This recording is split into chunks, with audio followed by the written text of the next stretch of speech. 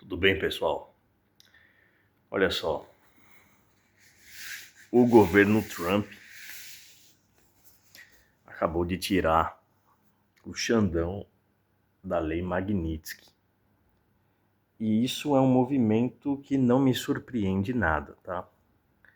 Mas ele só pode ser compreendido se vocês tomarem consciência dos seguintes fatos. O primeiro deles é que as sanções norte-americanas e um peido hoje em dia significam a mesma coisa, tá? Nós não estamos mais nos anos 80, 90, aonde uma sanção norte-americana era o equivalente a uma sentença de morte. O mundo mudou. Formidavelmente, vocês vejam aí o caso da Rússia, que é vítima aí de sanções americanas desde pelo menos 2022 e passa muito bem, obrigado, tá? Uma das sanções aplicadas contra a Rússia foi a saída do sistema SWIFT e a consequência da saída do sistema SWIFT. E aí eu me pergunto, né, quais eram as intenções do Joe Biden, né, se ele estava trabalhando para os Estados Unidos ou para a própria Rússia, porque uma das consequências foi a implosão, foi a destruição do sistema imperial de petrodólares. Antigamente, todos os países do mundo precisavam de dólares para poder comprar petróleo, e depois da exclusão da Rússia do sistema SWIFT, esta lei foi para as cucuias, e isto reduz a capacidade dos Estados Unidos de se endividar, porque tendo o privilégio imperial ao seu lado, e como o dólar era uma moeda fundamental para que os outros países tivessem energia, os Estados Unidos poderia permitir um endividamento quase infinito, porque a demanda por dólares, né, era sempre elevada, a tal ponto de que a emissão de novas cédulas não comprometeria o poder de compra da moeda americana, o que não é mais o caso. Então, em primeiro lugar, as sanções americanas são um peido. O Xandão, mesmo tendo sido pego pela Magnitsky, está levando a vida dele muito bem, obrigado, e tem todo um sistema, né, que é o Sul Global, o BRICS, alternativo, que dá opções assim infindáveis para que ele continue levando a vida do jeito que quiser. Então, os Estados Unidos só estão perdendo e não estão machucando em nada, tá? O Brasil com essas sanções. Em segundo lugar, tem a questão da dívida americana, que é hoje monumental.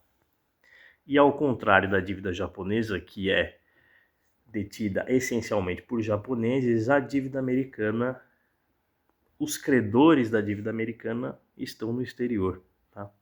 E os Estados Unidos não podem simplesmente entrar em mais uma guerra ali e se endividar infinitamente sem nenhuma consequência, tá certo, pessoal?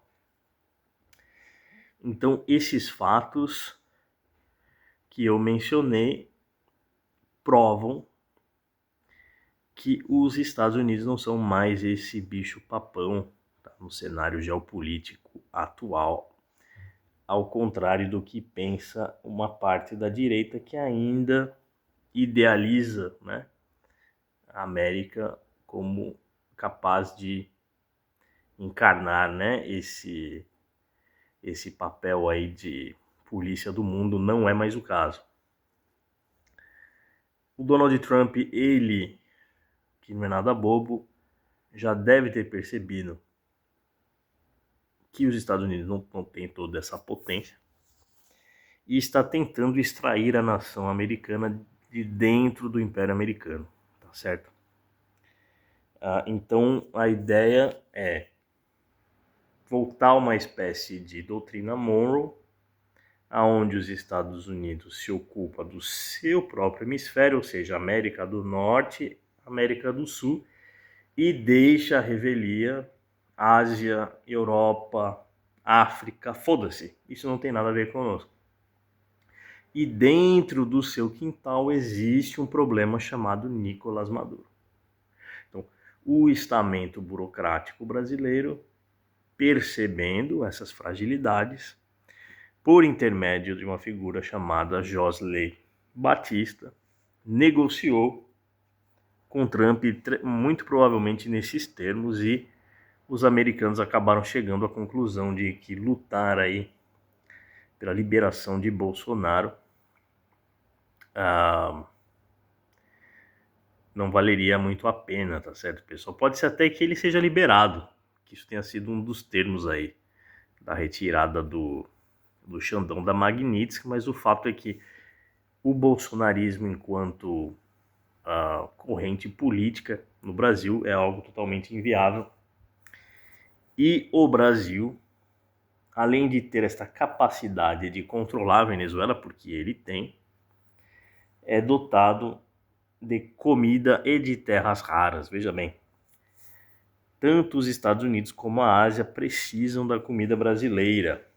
O Brasil tem esse potencial de alimentar o mundo inteiro. Então, ser amigo de quem é capaz de simplesmente foder o seu inimigo, a capacidade de alimentação do seu inimigo, no caso dos países asiáticos, é interessante para os Estados Unidos.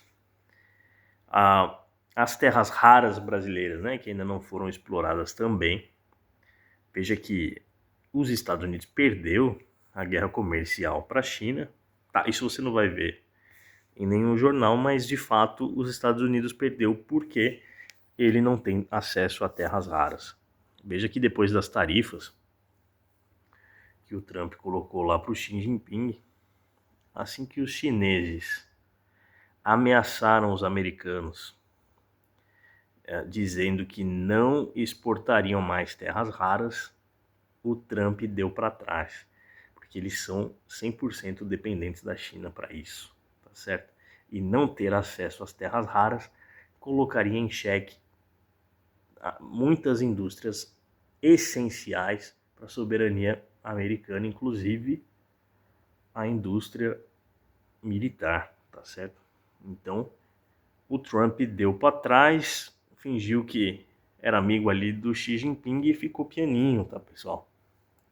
Então, essa é a realidade nua e crua, tá? Pode ser que ela seja feia demais para os seus sentimentos, para o patos, o pathos, né, de uma parte da direita brasileira, mas é a realidade tal como ela é, nua e crua.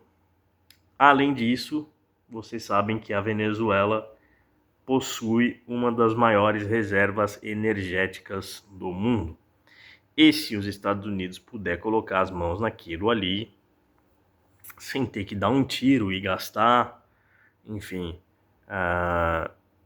seria muito interessante uma mão na roda dentro deste contexto de guerra comercial mundial, de tensões internacionais potencializadas, tá certo? Então, os interesses dos Estados Unidos em ser amiguinho do Brasil é muito maior do que o de entrar em um conflito por uma pessoa desprovida de poder político, tá certo? Então, é apenas um cálculo interesseiro. O Trump pensa nos interesses da nação americana em primeiro lugar. É o America First. Tá certo, pessoal? Um abraço.